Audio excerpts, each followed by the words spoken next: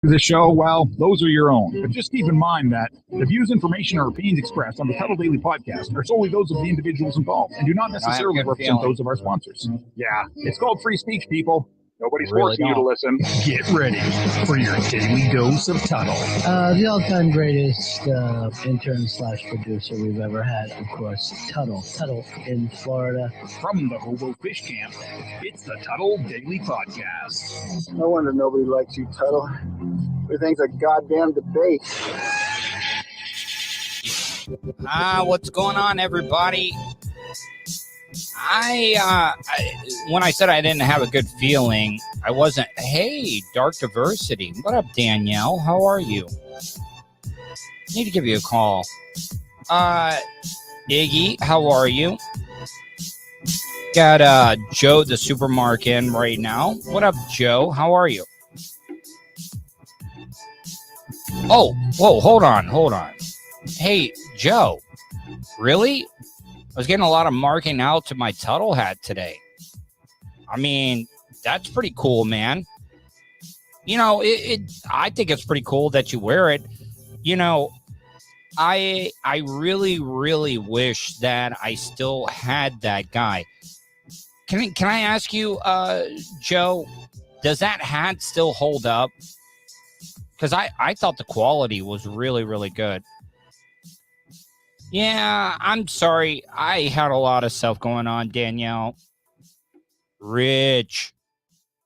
BDR. Big Dick Rich. So, this weekend, Mother's Day weekend, you know, the one that I'm really, really, really dreading is Father's Day. Man, this month coming up, it's going to be a year since I lost my dad. Oh, Big Doug Millionaire in. What up, Big Doug Millionaire? Fish on Jay. I'm going to get into the fishing trip that I had. I hadn't been surf fishing in a while. Yeah, I did get a lot of sun. And you know what, Danielle, you grew up in Florida and stuff. But, man, all Floridians, they have that first burn going into summer. And it sucks. But you lay down that base coat, and then you're pretty good for the rest of the summer here in the state of Florida. And I know that the sun, you know, all the cancer and stuff. And I know that some people are prone to skin cancer and stuff. But like Floridians, they're just a different breed after generation. Because I'm like a third or fourth generation Floridian. And I really do think that I do believe in evolution and stuff. My mom's had cancer. She's had some skin cancer as well. And I don't stay out in it all the time. But I fell into that trap. I felt like a tourist because I went surf fishing around New Smyrna, on the New Smyrna beach side near Ponce Inlet. Had not surf fished in a while. And Fish on Jay, if you're listening right now and you want to call in, please, because Sorry, buddy. I'm a little upset that you did not get any video because nobody is going to believe what ended up happening to me this weekend when I was surf fishing. But what got me, I fell into the tourist trap that it was real windy, low humidity on the beach. And it didn't feel that hot. And that is a little bit of like a false security. I ended up getting way too burned on my face. I did have my shirt off a little bit because I've been working my ass off on trying to get into shape. So of course I'm going to have my shirt off a little bit. But then I wore this long sleeve fishing shirt.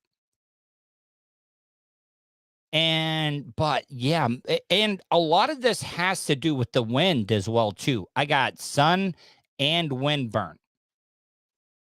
And I didn't even feel the burn until I got home because you got the breeze, low humidity. It really didn't feel that hot. But I was out surf fishing. Yeah, Manu. And I'm waiting for Fish on Jay to call because nobody's going to believe me. And this is why I have to.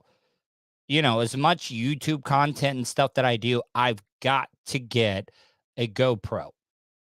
And I don't know if I have to put it on my head, or I know they make the chest ones. You can put it on your chest while you're doing stuff so it catches a good thing. Nobody was catching anything. And I even though I talk and I've been on the radio and I do this for a living, I got embarrassed. But I went out near the rocks, near the jetty on the New Smyrna beach side. I threw a shrimp out. And and about a minute later, it only took a minute, the pole bent completely over, almost touched the sand because when you surf fish, you have pole holders. And I was like, what the fuck did I just hook onto? And there was a bunch of kids that were watching me fish and stuff. I'm just trying to, I'm just texting Fish on Jay because none of you guys are going to believe this. This is why I need the GoPro. I ended up hooking a I don't even know how big. It was about a 3 to 4 foot black tip shark. And I've hooked on to big redfish. Nope, here comes Fish on Jay, I think. Hey, what's up, buddy? Hey, what's up, dude? Sorry, man. I just drove back into my job. Okay, all right. So, all right, you know, I'm a little mad at you, Fish on Jay, that, you know, you had a perfect angle. And I know that I was yelling for you. And I know that people, and I'll get to that part. But, all right. So I want to get your, like, recount of what happened when I hooked on to that black tip shark. You know, you can talk about everything, but I got a little beef with you, my friend. Like you missed out on some great opportunity, but it's made me where I'm going to buy a GoPro. I'm buying one, no, without a doubt. But let's walk through it, okay? All right. So first things first, I saw the shark before we even hooked it. The shark was kind of swimming around the rocks, probably, you know, looking. So he was trying to find something to eat, right? Like you could see him because you were up on the rock, so you had a higher advantage of looking into the water, so you could see better into the water, correct? Yeah. Oh yeah, and the water was clear. Plus the water was moving as well, so that's why it was as clear as it was. So did you see the hit whenever I got it? Did you see the pole bend down at all? Or like, because you said you were trying to cast out, but you could not get to the shark. Did you know that? No, I saw him and he disappeared, and my bait was already out. My bait was a little bit more further out. I threw a little bit more closer to the rocks to see if there's any sheephead or flounder or maybe some black drum. I was about 15, 20 feet out from the rocks when I hooked onto the shark.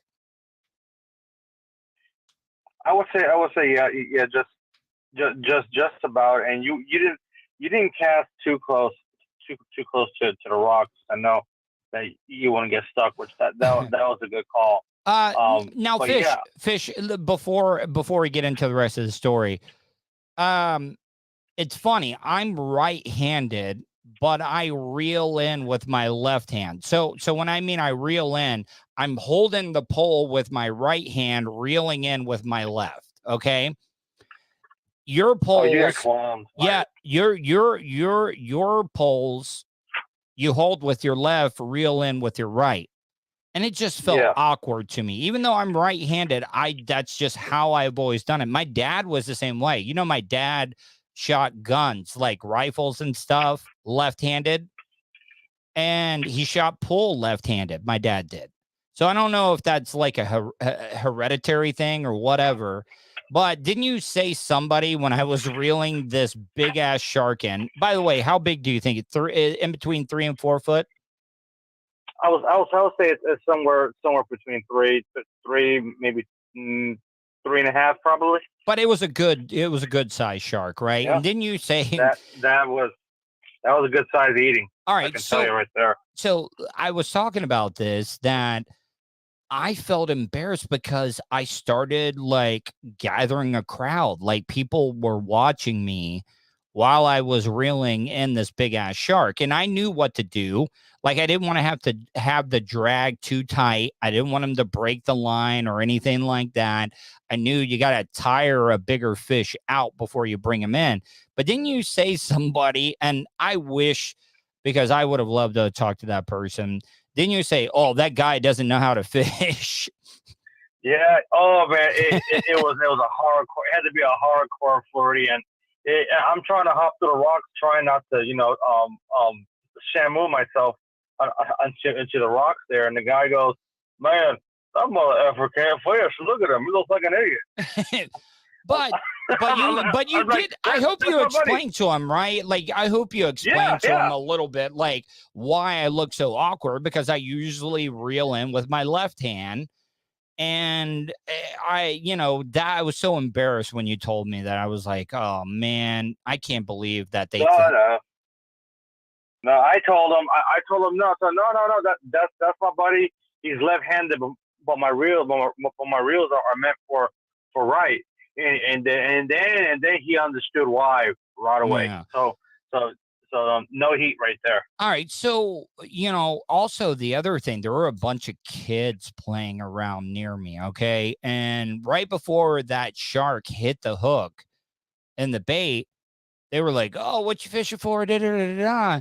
And then as soon as like a big crowd gathered up, and I got to tell you, there were some hot ladies that were like watching me reel this big ass shark in and stuff. So I was like, hell yeah, this is great. And I was yelling at the kids because the kids were running out in the water and stuff. And when you guys yelled shark, I was like, all right, what type of shark? Because I've never hooked into a shark. I've never fought a shark in my life. And I got to tell you, it was a different fight. It was a different feel. Like, it had a little bit of both. It had speed and low end power all together, if that makes sense. Oh yeah. Oh yeah. It definitely has its own muscle, man. Its own muscle. So it's as all low end work. It pulls, and they don't stop until they're extremely tired. All right. So I get it up there, and I did beach him. I did beach him. Like, I got him up. He's just about there. All right. So I get him up there, and then the line snaps. Okay. Now, you put some pretty heavy like line on there, right? It was like 50-pound test or something. Yeah. That was 50-pound test, and that's not cheap line. I don't put anything cheap in any of my rods. My rods are not cheap either. that thing just after a little bit, probably twirling around in the water and biting the line, rubbing up against his teeth.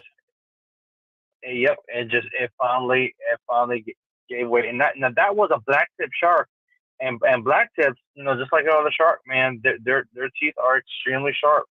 Now, are those the sharks that bite a lot of people? A lot of people don't know this about New Smyrna Beach. New Smyrna Beach is like one of the shark bite capitals of the United States, if not the world. I'm not talking about like fatalities, but I'm just talking about bites. It is. If you can go ahead and search it anywhere on the internet, New Smyrna Beach is the shark bite capital of the world, and there isn't deaths. There's very rarely deaths. It's a lot of ankle biters. You got the bonnet heads, the black tips, smaller bull sharks. You got the sand tigers. That's pretty much it. They bite you in the calf. They bite you around the ankle, around the knee. Just to not to kill you, to just they're curious on what sharks are. They don't have hands, so they gotta use their mouth. Hey, so let me ask you: could we have legally kept that shark? Yes, we can. Like there's no size limits or anything, or like could we have kept it? I do think there is a size limit. I think the size limit. I don't know. I could be wrong. I know it has to be over 12 or 14 inches on them. But with that was a keeper all day. I think you're allowed to keep maybe like 2 or 3 a day, probably. But I have to go ahead and do my research on it. So am I over exaggerating that like it did gather a crowd of people, like everybody? And you remember that old guy came by, the one we gave the bait to after we left? The guy, he came up and he was like, "Hey, are you the guy that caught the shark?" And it was like an hour later. And I was like, "Oh man, word's getting around that I had a shark?" Because it didn't seem like a lot of people were catching stuff. So I don't know, maybe it was just a day. I just think that it was the right place, right turn. And remember, I was saying that we need to move over by the rocks. And once we did, we started getting more bites. You caught that shark, and then I ended up catching like I caught a bunch of whiting. Man, I love whiting, but no. Hey, what about some of the wind? I mean, I don't know what it was about being there in New Smyrna, and I don't know. I don't want to get you in trouble with your wife and stuff, but man, there were some good-looking big girls there this weekend, right? Like seriously. Absolutely, they were petite looking for big girls. That they were nice and petite, and hopefully the husbands give them a good tribute that day. Yeah, we talked about that as well too. Man, it was busy as hell there though later on in the day, man. I know, but it's weird because once we drove in, it was more. Now my producer Vulture is busting my balls. No video equals it did not happen. That's the other thing. I know that I was yelling for you to help me because I've never caught a shark before. Didn't know what to do. I didn't even want to attempt to take it off because I guess I'm a pussy or whatever. But like, you know what? You should have been taking video. That's why I'm going to get a GoPro. I'm going to, or some type of video camera that I can put on my head or in my chest so I can record and capture it. I know. I know. I wanted to take out the phone and start recording. My only fear is that I go and try to help grab the shark and I drop the phone in the water. I have almost a $1,300 phone. And that was the last thing I wanted to do was drop it in water or get bit by a damn shark. My producer Vulture is being a real asshole to me right now. I mean, it's funny. He's right. You might as well say it was a great white. It was a great white. Trust me. Jason, Vulture, everybody that knows me, that I'm all about the content. But there's no way I could have pulled out my phone and recorded while I was catching it. There's no way I could have done it. It would have been impossible. And that's why I got to get, and listen, guys, if you're watching the show right now, I got it scrolling at the bottom. If you guys want to get better content, cheer some bits, super chat, do whatever you can, because I'm telling you right now, like all the money, I told you guys this, you guys thought I was bullshitting you, and you guys all thought that I was pocketing the money and stuff. I bought all this equipment, this microphone, the board that I'm using right now. I'm tapped out after that. But if you guys want to like donate, so like I have a camera that I can put on my head or on my chest, because they do make those things. See, Vulture, God damn it. Please contribute to our Great White Shark Relief Fund. Okay. All right. What I'm saying is, I will start getting you a lot more content. I can start taking that GoPro underwater, and I can, when I'm doing my spring reviews, natural spring reviews and stuff. So one last thing before I let you go, Jason. Came home, came back to my house, my mom's house, and the food she made was pretty good. The ribs, dude, I'm addicted to those vegetables. I know it's not great for like if you are it's not making your excretions taste very well when you eat a bunch of cucumbers soaked in vinegar and onion and stuff, but you know what I'm talking about. Those vegetable things were pretty good, right? Oh man, it was fantastic. And then ribs, corn. Listen. Once you got a little bit of that vinegar taste in your mouth from the cucumber and those onions, and then you kind of bite into the ribs, it just and the barbecue, you just get a sweet taste. Your mom is a hell of a cook. Yeah, I'll tell you that right now. Manu says Bikini GoPro shows. Yes, you guys donate. I'll definitely do it. I will. Oh yeah, Mark brings up a great point. I'm going to get to that story. I did see that before the show. Did you see? I talked about that last week. That law enforcement officer helped that inmate escape. Did you remember me talking about that? Did you see that story?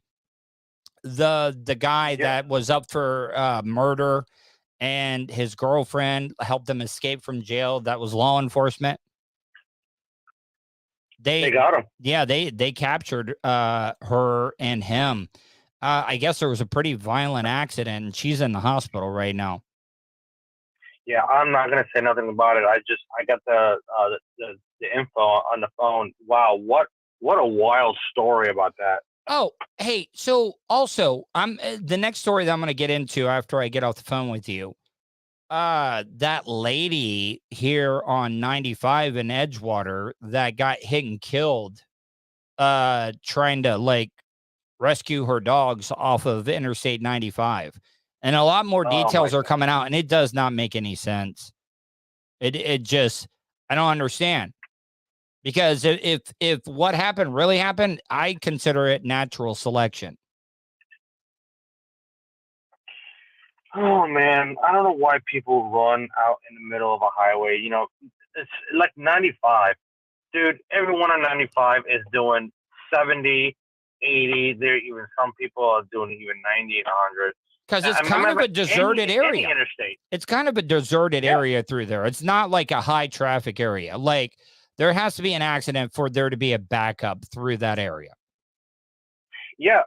Trust me, I know, because that's my route. You know, your area is my route. But if you're not paying attention, man, you know, those cars that are speeding through, especially now, a lot of newer cars are a lot more quiet. Yeah, and you don't know what her hearing was like. Jason, you know? By the way, that was only 0.7 miles past 442. She could have, and they said that she was fatigued and had to pull over. Well, guess what? In 0.7 miles, you didn't get more tired than what you were when you pulled up to the exit. You see what I'm saying? I think there's more to the story. I really, really do. Because you just passed that exit 0.7 miles, and then you just decided you were tired and you had to pull over. Sorry. Well, the most important thing in the story is, doesn't matter how dead a highway is, don't run out in the middle of it. It's just you're basically you're cutting your own deal. Yep. Running in front of and running out in any highway, man. It's just not a smart thing. But Grandma took a licking. It is what it is. All right, Fish on J, man. I appreciate you taking me out doing some surf fishing. All right. Yeah, man. We're gonna do it again, and we're gonna get those GoPros, and we're gonna definitely get more content. All right, man. Have a good one. Bye. DK, your take on capturing the Alabama escapee jailer. I just saw the story. I tried to find a video of it. From what I hear, they were caught. I guess there was a chase. There was an accident. The woman, the law enforcement officer, the jailer, ended up having to go to the hospital because she wasn't in the best shape. So I'm going to see if I can find a video story about that. But this is the story that I was talking about with Jason. So on Saturday, I ended up having to, I got hired to wash somebody's house. After a woman was killed I ended up buying a brush. I talked about this, I think, on Friday. And if you see, look at this. Somebody had to have captured this traffic cam because that's available for anybody to watch. And you see where on the video here, where it's blurred out, that's got to be the body, right? That has to be the body on Interstate 95 because if you remember about a month ago, I talked about a story where they had super fog and the interstate was closed all day. I mean, this is practically the same exact area where that car caught on fire and burned a bunch of people up and stuff. You know that somebody had to capture that video because you can see, like I said, it's all blurred out. But the reason why I say David Bowers, I'll get to that, but I'll read this. David Bowers, how bad do you think it will get in Central Florida when we go into a deep depression? I think we're already in a recession. They're just not willing to admit it. But the thing about people in Central Florida, even though there are some bigger cities, you got Orlando and Tampa, you got a lot of people that are in rural areas. They'll be fine because they know how to live off the land. They know how to go out and hunt if they have to. I think a lot of people along the I-4 corridor will be just fine. But so this woman, 442 is the exit in Edgewater where my mom's house is. And I went out to go replace the brush that broke at Lowe's. And I couldn't even go northbound. And this accident was on the southbound side. But they had it closed off. I finally got that, came back. But this woman, I guess, she pulled off this side of the interstate. And guess what you're not supposed to do? You don't pull off the side of the interstate unless it's an emergency. And like I said to Fish on J, this was only 0.7 miles past the exit. She could have easily gotten off at the exit. There's a gas station right there. She could have stopped that. They could have changed drivers because she had a passenger with her and she was tired, so she switched. This is why I think there's more to this story. But when they pulled off the side of 95 to switch from passenger to driver, her dogs got out. And she ran out into the middle of I-95 where there's never any traffic and people are hauling ass. We're finding out more after a woman was killed early this morning after running onto busy I-95. Thanks for joining us. I'm Angela Jacobs. It's an accident troopers say could have all been avoided. Yep. Easily could have been. And it's sad that this woman had to die. Well, she didn't have to die, that she died. I'm sorry. You know, there are some people that stop to help turtles cross a road, or people that stop to help people change a tire. Florida is one of the most dangerous places for pedestrians. And yes, I would love to be able to help somebody broke down on the side of the road, changing a tire, or, you know, like a lot of people will wreck themselves to try to avoid from hitting an animal. I'm sorry, I'm an animal lover. I'm not going to wreck myself to avoid hitting an animal. And if I was this woman, once again, I love every pet that I've ever owned. But I'm not going to risk my life to save them. I'm just not going to do it. What up, Phil Indy Condor? How are you, my friend? Hope you're having a great day. Hopefully you had a great weekend. I'm just not going to do it.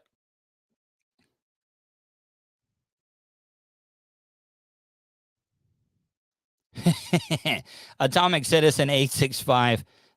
That is so nice that people do to help Tuddle across the road. Hard to believe in Florida, but nice to hear.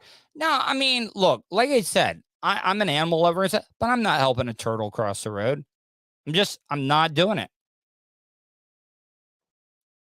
And one of the things that the news does not bring up, the guy that, or the person, I don't know if it was a man or a woman, the person that hit this lady, they have to live with hitting and killing a person. Yeah, I'm a big Jake Hudson fan, Phil Indy Connor. But yeah, I mean, that poor bastard has to live with that vision of hitting and killing somebody. Even though it wasn't his fault, you had to see that. You had to know that the car you were driving in down 95 killed somebody because a woman, this is natural selection. Sorry, but I would like to learn more about this story because it just does not make sense. Channel 9 Chantel Navarro joins us live in studio tonight with this story. And Chantel, investigators say the driver admitted to being. By the way, this is the weekend. I'm not saying anything bad about this, but they have the jobber squad on the weekends. But Chantel Navarro, yeah. Tired. Why did she get out of the car?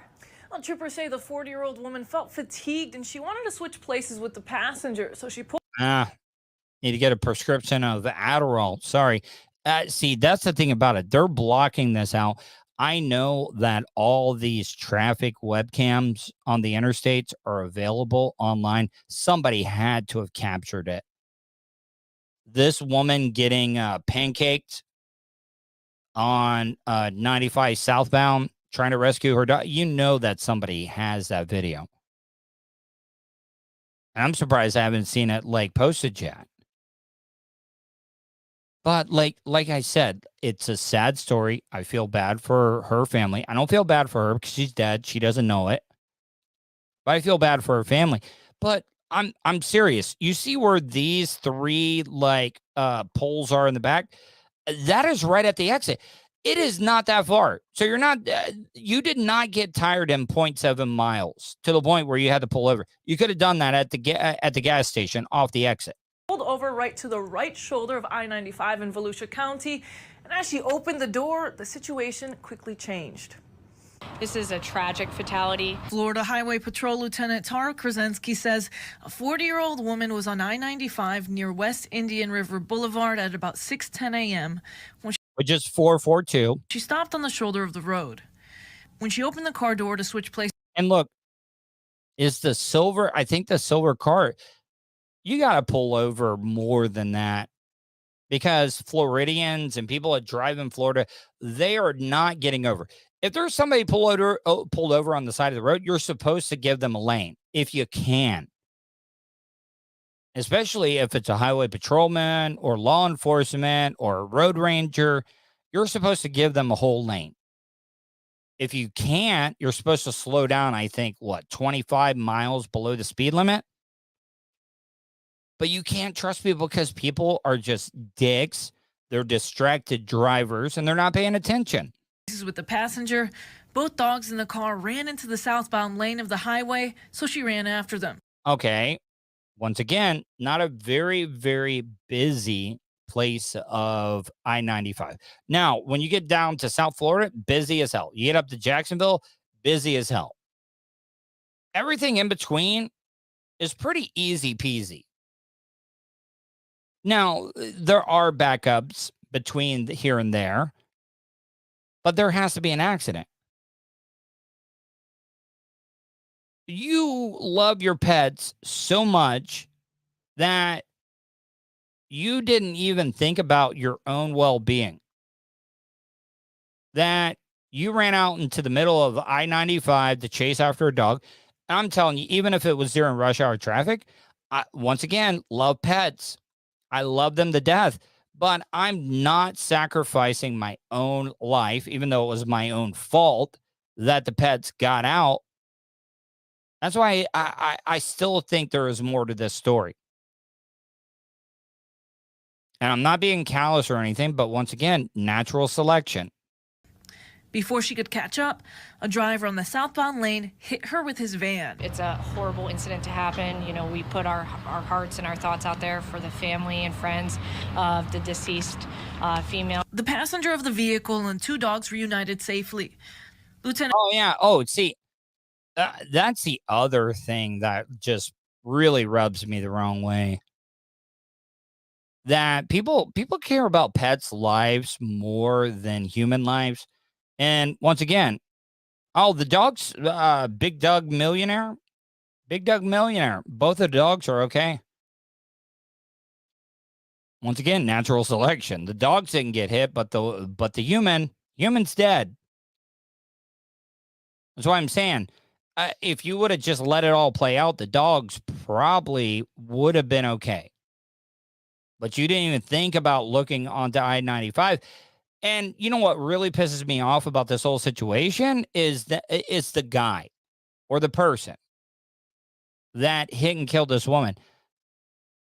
That person may never, ever be right in their life.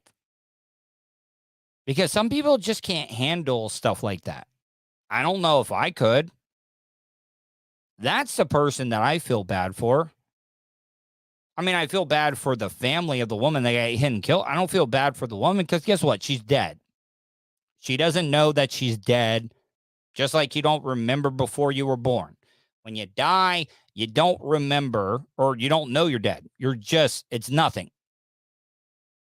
But the guy that hit and killed this woman has to live with that. That's the person that I feel bad for. Krusensky says she sympathizes for those involved, but also wants to remind others, if you do get tired on the road, go to a safer location before pulling over. That way you avoid any chance of something like this happening to you. We understand that, the dogs escaping caused her to enter the roadway, but we do want to tell. All right, dogs are on their own. It may be a lot of you guys, a lot of you pet owners might get upset at me, but dogs, you're on your own. I know we've had a lot of great times. You probably see me masturbating or having sex with women or whatever it may be. Well, this was a woman. So you probably saw a bunch of guys just drilling it out, per se. But what I'm trying to say is that dogs are going to be fine. Dogs didn't get hit. The dogs had enough sense to look out for cars. This woman didn't. Drivers, if you're going to switch seats, please go off the next exit ramp. All right. So why didn't the highway patrolman bring this up? 0.7 miles past the last exit.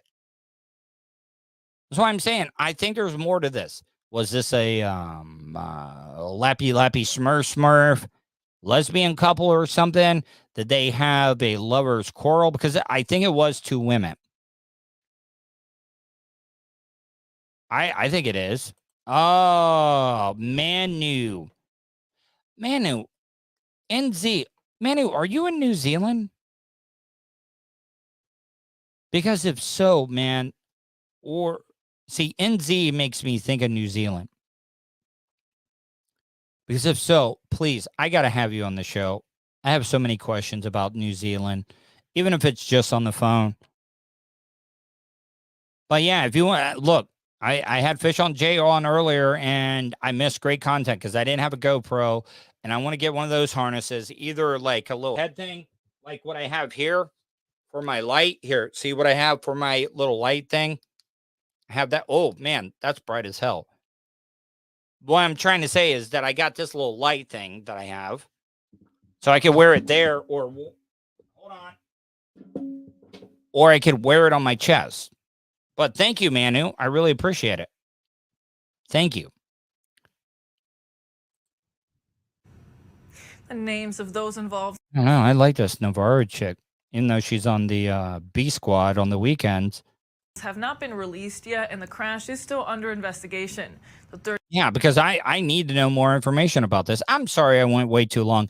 I kind of took it personal, and it probably makes me a dick that it inconvenienced me because I had to take the long way around to go to Lowe's. I don't know. I'm sure that I would be more upset if I was a family member of this person, but it inconvenienced me because somebody did something stupid. I'm just saying. I do have an interview that I recorded earlier with my friend DJ. He did work in radio. Matter of fact, he was working at Clear Channel / iHeartRadio for a while, but he went to the Kentucky Derby this weekend, and I just wanted to find out a little bit about the Kentucky Derby. Plus, he was at the Lightning game on Sunday. It was a huge win by the Lightning. I think that they need to win this next game when they're up in Toronto, because if they don't win the next game, that means the Lightning are going to have to play a Game 7 in Toronto if they want to move on. And I really don't think that they want that. And I know that I seem like a complete poser being a Floridian talking about hockey, but Tampa has become one of the greatest Tragic hockey towns in the United States. A lot of people think, oh man, Tuddle, you play a lot of sad stories and stuff. Yeah, I do, but I like to take different angles on them. I think I picked that up from Bubba. I learned how to craft it a little bit more. But this father ran over his son, toddler, while he was mowing. And it's sad that it happened. I don't know if the kid is going to lose a leg or both of the legs. I think, once again, there might be a little bit more to this story. Also, I'm not a parent, so I can't Sunday or Monday morning QB it. But I'm not going to have my toddler sitting out on the lawn when I'm mowing and stuff. But what I wanted the angle I wanted to take, as sons, there's a lot of stupid stuff that our fathers made us do that they didn't do on purpose, but it definitely put us in some type of danger, but they thought we would be okay. Here, I'll give you an example. My dad was a steel erection. He put up steel buildings. And this is back before OSHA and stuff. And during the summertime, when I would be out of school, my dad would bring me to the job site. And guess what? He didn't keep an eye on me. He just said, hey, don't go to that road. Don't go to that road. Stay in this area and the job site.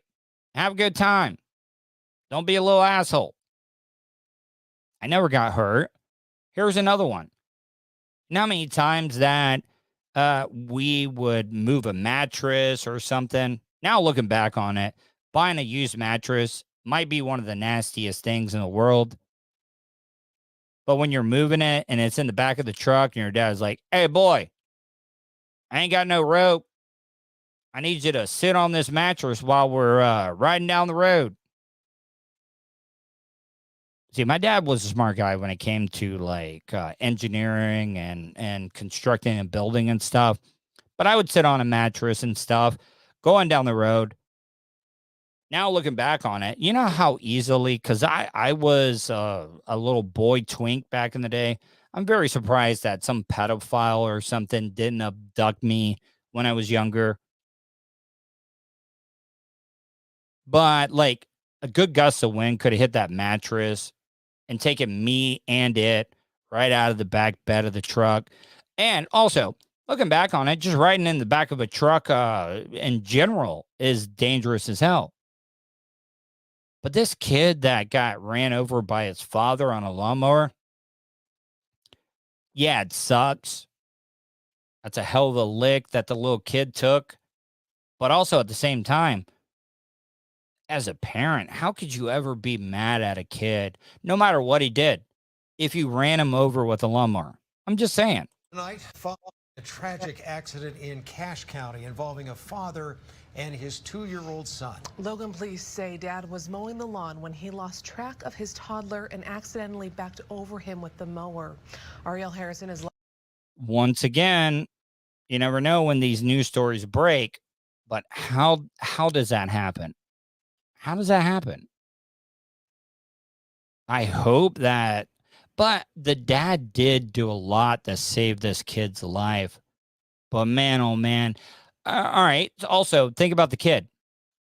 Kid's going to have a lot of free passes on getting in trouble, correct? Your dad runs over you with the lawnmower and stuff. Maybe you're out late one day or you get caught drinking or you got a little bit of weed. Your dad's not going to say anything to you because guess what? As a kid, you'd be like, Dad, you ran over me with a lawnmower. You almost chopped off my legs, my little baby legs. So what? I smoked a little bit of weed. So what? I was out late. I broke curfew. I was drinking. You almost chopped off my legs with a lawnmower, Pops. Live tonight with what police are saying about this accident, Ariel. Well, Mallory and Brian, I'm told that police went to the home to ensure there was no negligence. As of now, it appears this was a tragic accident. Now, I do want to... Oh, you think? ...inform our viewers at home that while we blurred and edited... Oh, this chick is getting completely lost. Once again, jobber weekend staff. ...blurred and edited some of the video you're about to see. Some of you may find these images disturbing. Accidents happen in the blink of an eye. Video capture. I don't hear a lot of stories about fathers running over their kids with lawnmowers. Friday shows paramedics rushing a small child with obvious leg trauma out the back doors of an ambulance. And they don't show the lawnmower. Like, obviously, this was a riding lawnmower because he backed over the kid. I don't know. Hold on. Let me. Atomic Citizen 865 says, I would like to know if the father had auto accident claims backing up without. See, that's the thing about it. Everybody thinks I'm going to be insensitive. Look, it's sad that the kid got ran over. I'm sure it's bad for the father. I'm sure the father feels guilty. And Manu, you're right. She is all over the place. But man, oh man, like I said, not a parent. With an anxious adult trailing them. A lieutenant with Logan Police, the department handling the investigation into this incident, tells me the father involved lost track of the toddler accident. Where was the mom? I mean, is this a single dad, single father? But also at the same time, man, if you're mowing in the area, you don't put your kid in the area. And man, it's like should've, could've, would've. Finally backing up over him while mowing the lawn. And the father was fairly quick to react, especially in such a traumatic situation. He was able to render some medical aid. Yeah, I mean, he should have. He better have. Atomic Citizen 865 says, I backed up into a pile once before. Just didn't look for the pole. Man, I just know that if my kid is in the patch of area, because even though I'm a nerd, I've run a bush hog, I've mowed on a ride-in lawnmower, I've used all types of things to be able to mow. I know, like, all right, is there a toddler in the vicinity of where I'm mowing? Oh, also, you might want to look backwards when you're backing up. Oh, because your kid is in the area. He's out playing in the yard. Lieutenant Brooks Davis says medics were on scene within minutes of the family calling for help. He shared that seeing and treating hurt children is one of the toughest calls police and emergency teams get. It is some of the hardest things we have to deal with. When something like that happens, it's hard. Investigators have been looking into this, and so far the lieutenant says all of the information is pointing in one direction. Everything we can understand from talking to witnesses Wait, so hold on. So there were witnesses? Well, why didn't the witnesses yell at the father that was backing up before? Also, a riding lawnmower, how many people, they should make riding lawnmowers where the blades are not active when you're backing up. Just so, that might be a little handy if you did something like that. Just saying. I know when I'm using a push mower, yeah, I'll back up to be able to hit a little spot that's a little awkward to get. Atomic Citizen brings up a great point. Was he supposed to be watching a kid? Like I said, I think the kid's going to be okay. He might lose a couple of toes or something, but big deal. If you're going to lose any toe, pinky, stuff like, you don't want to lose the big toe, right? Big toe is like really important, just like it's your, the big toe is like the thumbs of your foot, your feet. As long as you didn't lose the foot altogether or even a leg, but this was a small child. And all redneck dads, they take care of the blades, they sharpen them, they wash them off, they oil them. So that blade was good and sharp. Investigation is just a tragic accident. Just breaks your heart for this family. Now, the lieutenant tells me that. By the way, if I was a program director of a TV news station, number one, you're not wearing AirPods. You look so amateur wearing AirPods. Not doing that. The boy's legs were pretty torn up. Okay, yeah, you bet. The little boy's legs were pretty. Isn't that an understatement if I've ever heard one? But he thankfully has not lost his feet or legs. But you got to give me a toe count. Any good journalist would ask, what's the toe count? Any toes gone? Because, kids are cruel. When he gets into middle school and high school and stuff, and he's having to do gym and everything, and he has to take his shoes off, and he has to go shower, and be like, oh, look at this kid. He's only got one. He got a big toe. All the other toes are completely gnawed off. Again, the family and medics acted very quickly to get him to the hospital, and thank heavens. Reporting live for KUTV 2 News, I'm Ariel Harrison. Back to you. Yeah. Bad story. All right. So, like I mentioned earlier, my good friend DJ lives over in Tampa now.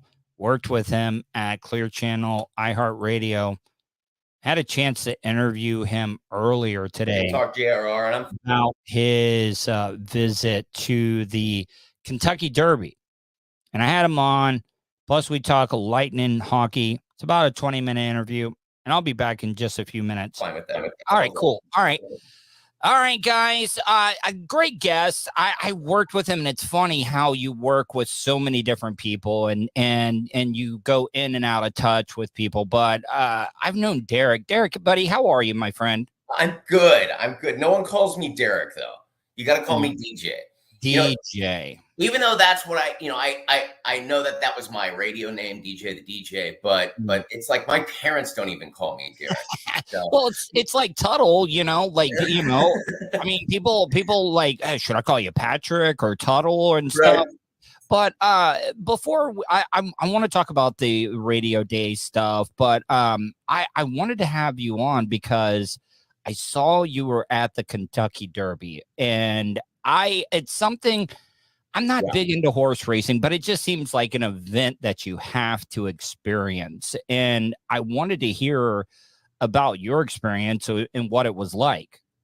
So first of all, that's the first time I'd been to Churchill Downs once before for a buddy's birthday, but it wasn't the Kentucky Derby. Yeah. And so a good friend of mine, he goes every single year, and it was my year to finally go with him. And amazing hospitality. We went Friday to the Oaks, which I decked out in pink from head to toe, which is what you do. I saw the outfit. So like the guys are all supposed to wear pink and stuff, and then the ladies wear the big fancy hats and stuff, right? Exactly. And that's for the Oaks is pink, but then it's just get as wild and creative as you can get on Derby Day. But yeah, you mentioned the big hats. I swear to God, there was a girl walking around. It was like she had pool noodles on her head. It was they were 6 Is she wearing a neck brace? Because I can only imagine you'd have to wear a neck brace with a hat that big and everything, because it's got to weigh on you wearing it all day long. I don't know. I guess they're pretty light. I mean, mine was just a fedora, so it was very simple. But some of these hats are pretty outlandish. And then it can't be people traveling from out of town, or they would have had to have shipped the hat, because there's like a huge feather sticking over here. It would have been destroyed in your luggage you're carrying on. But so like, you worked in Central Florida for a while. You live in Central Florida. You're over in Tampa now, right? I am. Yeah. I love it. How do you like it over there? Because, we both worked at iHeart, which was Clear Channel at the time. Mm-hmm. When I started there, it was Paxson, to give you an idea how. Oh, wow. I did not know that. I did not know that. So all right. So Paxson, what stations were at Paxson at the time? Because I know Real Radio was bought up too. Wasn't that a part of Paxson as well?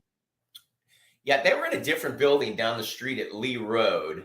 And then they moved us when Clear Channel bought it. That's when they moved us all into the same building. They also bought up DIZ at the time, which is 100.3, and I can't even remember who owned them, but that's how it kind of all came together. I started at the cutting edge of rock, 101.1. It was the alternative rock station. And then when we merged with DIZ, we got a little more mainstream rock. But it's interesting, that's where I met all those guys that are, some of them are still on over there. My mentor, Dick Sheets, was the program director who really gave me my first time on the air. God rest his soul. And it was a time. Did you ever, who I found a weird character, but I loved him. Mark Szymanski, when he was at JRR for a little while, he was a weird character, but I thought he was brilliant. I really like Mark. Oh yeah, he was great. And I got to actually do the show with him, and it was him and Larry the Cable Guy. And I got to do it for a couple of weeks with them. They tried out me, and then they wanted to Gloria on the show. And Gloria is a great friend too. And it kind of worked out better for me because I'm not really a morning person. So me getting up at 5 a.m. every day was gonna destroy me. And so they put me on nights then, and that was much more my speed. I was out at doing bar gigs 3 nights a week. On location. Doing nights, man, it's great when you do nights, because you do get a lot of those bar gigs after you get off the air and stuff, man. I don't know if it's good for sobriety or partying. Certainly not. No. I got to tell you, you would clean up, especially being a night guy. Your base salary probably wasn't as great as some of the other time slots and stuff, but you did probably pick up a lot of extra money doing promotions. It was 3 nights a week. My show was on location, so they were playing a board op, and I was doing the wet t-shirt contest at Zuma Beach, Foxy Boxing. We were always at a bar. And actually, I work in marketing now with Sean Halter, who was the one that got me all those bar gigs. So, are you working? Are you like doing radio sales or marketing? What are you doing right now? Halter owns a marketing agency, a digital company, and then I'm actually selling for him a new SaaS platform that we're launching called Mio Marketplace. It's bringing buyers together with vendors. So it's interesting because I'm now talking to all these iHeart people that I've known through years, trying to get them on the platform, and it's nice to reconnect, you know? Oh, dude, I could only imagine. I spent the last 10 years in Tampa, and I got to tell you, I spent my first 10 years of radio. Well, no, speaking of alternative rock stations, I worked at the Crow, 93.1 The Crow in Daytona Beach. Yeah. That was I love that station because we played a lot of alternative stuff. We would play stuff that you would hear on like Real Radio on the weekends, when they did their Real Music Weekends. And then we would play a lot of the alternative rock and stuff. But man, radio has changed, hasn't it? Certainly. I don't know how you would get in it now. I mean, look, here's what happened to me. I was an intern and everybody wanted to go to the Cocoa Beach Surf Festival. Okay. So someone had to be there to push the buttons. And that's how I got my first ever gig, was running the board for JRR for 9 hours straight because no one else wanted to do it. And then of course you had to be there for overnights. It's all voice tracking now. And I don't know how I would have broken in if you didn't have to be there to push a CD, because look, I was there when they were wrapping up and Profit came in, and I watched. I mean, that cost a lot of people their jobs. They spell it with a PH, but let's face it, that Profit had an F in the middle of it. Yes, it did. It did. I was there when that first came out, and you would have to pull your CDs and everything before the show. But so the Kentucky Derby, being in Central Florida all this time. You go to the Daytona 500, you want to go to the infield. Like, did you get a chance to go to the infield at the Derby? Because I hear that the parties, they get a little bit more rowdier there. Yes.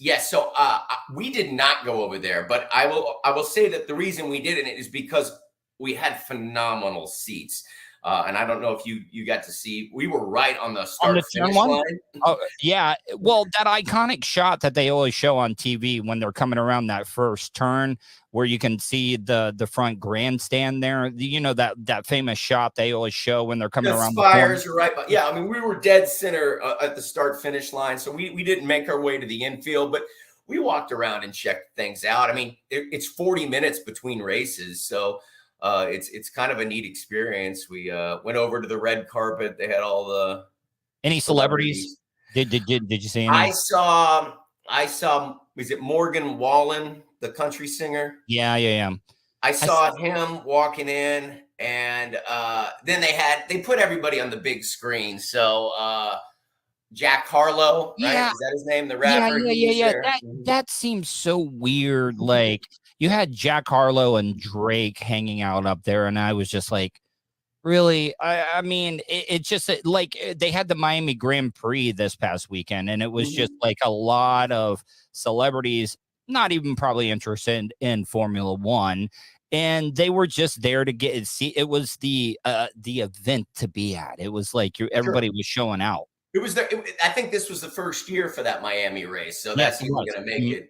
That's going to make it even more popular. I try to get over the St. Pete Grand Prix every once in a while. That's a good time. Oh, it is. It is a great time. Now, all right. So while I had you on, I was texting with you last night. You were at the Lightning game last night, right?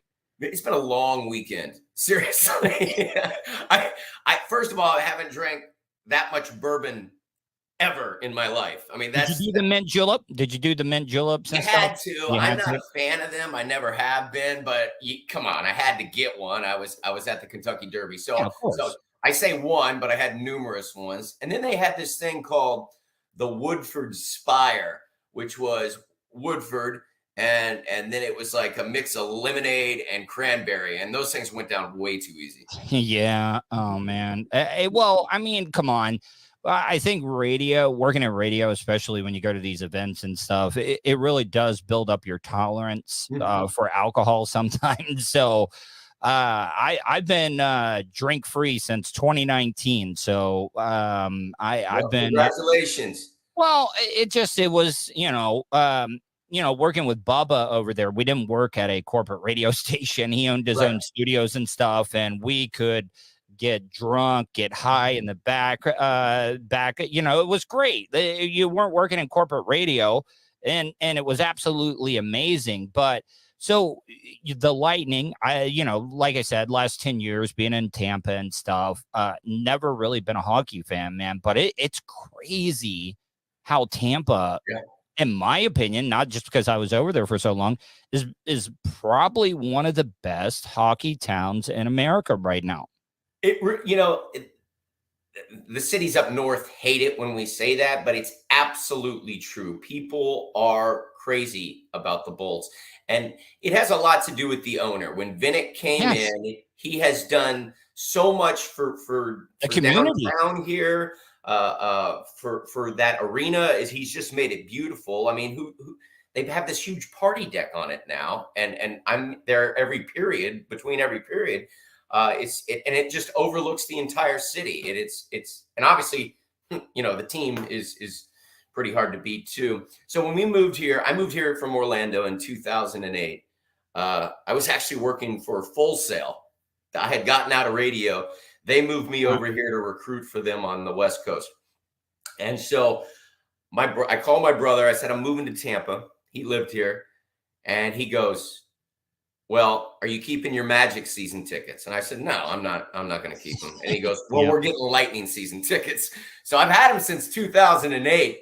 And it's funny, it's gone through about 3 ownership changes since then. And when we were going in 2008, I mean, we were the worst team in hockey. And to watch them to grow it.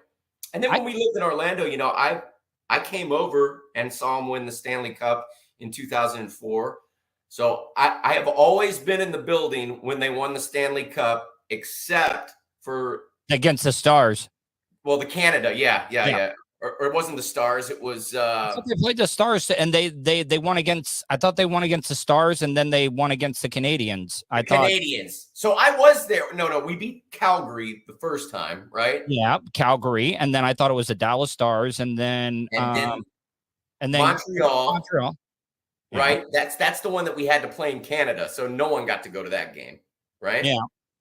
And so I wasn't there for them lifting the cup there, obviously, because of COVID. But it was the Stars. Yes. Yeah. That's what I was just looking it up right now. I wasn't trying to be like, I told you so guy or anything, but I was like, yeah, they won against the Stars up in Canada, and they won against the Canadians, I think, in Tampa, right? That was here. Okay. All right. It all runs together, man. A lot of drinks. Yes. And yesterday, honestly, I thought, how am I going to make it through this hockey game? I've been at the Derby the last 2 days, and my brother picks me up, and I'm like, dude, I don't know if I'm going to be able to make it. Stamkos scores a goal in the first minute, and now the whole place is electric. And so then I never even remembered that I was tired. I was so into the game.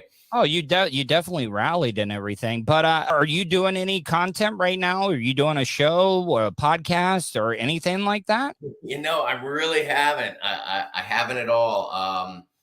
When I first got to Tampa, I did a marketing show when I left Full Sail. When I hooked back up with Sean Halter, the old seller from JRR, me and him had a radio show on an AM station over at iHeart. But that was all we ever did. And then I came on the air with you and Garabo once and talked about the NFL draft. Yep. Yeah, dude. He's. Have you? I've maybe been on with Crash a couple of times. Have you kept up with Drew? Well, I mean, I'm obviously following him on Facebook and, sending him my best. Yeah, But we don't speak as much, but it's always when we bump into each other, it's always talking about old times, I'm so happy for him. Well, I mean, he's going through a rough time. He actually is on the air today. He actually felt well enough to be able to do the show today. So, but he's got some rough times ahead because he's going through another round of heavy treatments coming up and stuff. So, but man, are you back in Orlando now? Well, see, my dad passed away last year, and I took some time away to be able to help out my mom and stuff. Sure. But I get over to Tampa probably once every other week or once a month. I like the city. I didn't realize Tampa would be that much different than Orlando. Mm-hmm. Even with it being that close and stuff. And there was a little bit of adjustment period, living in Orlando for as long as I did and then going to Tampa. I went to UCF and then I moved straight downtown and was in radio, living downtown Orlando. I'm talking about. Man, this place has changed, by the way. Orlando is. So here's the thing. It's like, I thought it was the end all, the best city in the country, Orlando.